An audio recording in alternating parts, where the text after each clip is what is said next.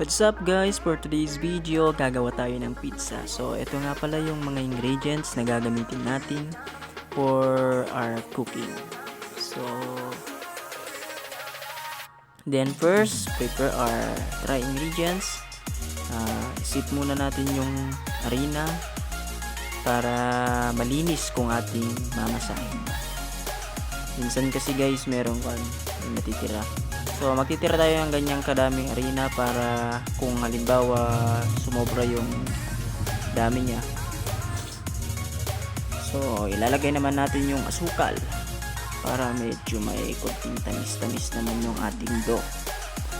Then, after mixing, prepare naman natin yung ating wet ingredients. So, sa maligamgam na tubig, ilalagay natin ating yeast.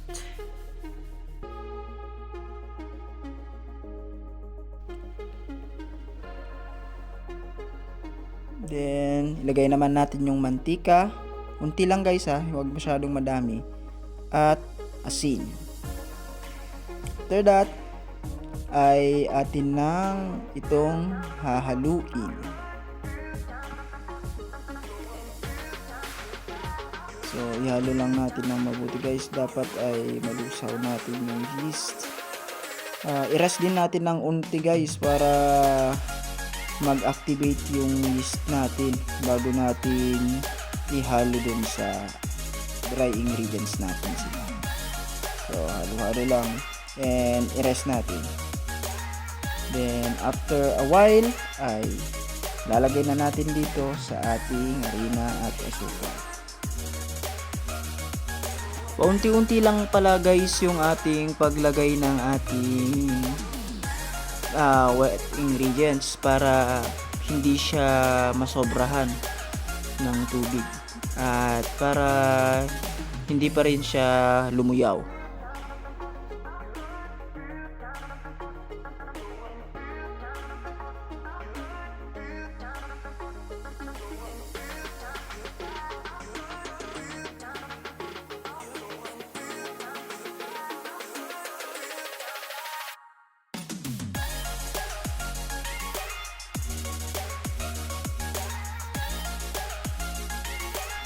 At after nating masahin yung ating dough ay set aside muna natin, i-rest natin para mas lalo siyang umalsa. So while waiting sa ating dough na umalsa ay i-prepare naman natin ngayon yung ating pang toppings. So sana natin yung ating meatloaf, then yung ating pineapple slice. Then, i-chop na rin natin yung ating mga ingredients na pang topping. So, maliliit lang guys yung pag-cut natin para hindi siya hindi naman ganung kalalaki. So, after that, after a few minutes, mga halos 1 oras ata yan natin ni-rest. Kaya ganyang kadami na yung ating yung kinaalsaan ng ating dough. So, tanggalin lang natin yung hangin. Then, i-prepare na natin siya. Ikakat na. Yung harina nga pala natin guys ay ikakat natin ng 2 beses. Yung natira nating harina ay ilalagay na muna natin dito sa tray para hindi siya dumikit. So, ikakalat lang natin dyan sa ating tray. Then, ikakat natin into 2 yung ating dough. Kasi kalahating kilo pala guys yung ating minasa. So, masyado siyang malaki. So, pagkatapos na cut, bibilugin, then ilalagay natin sa pan.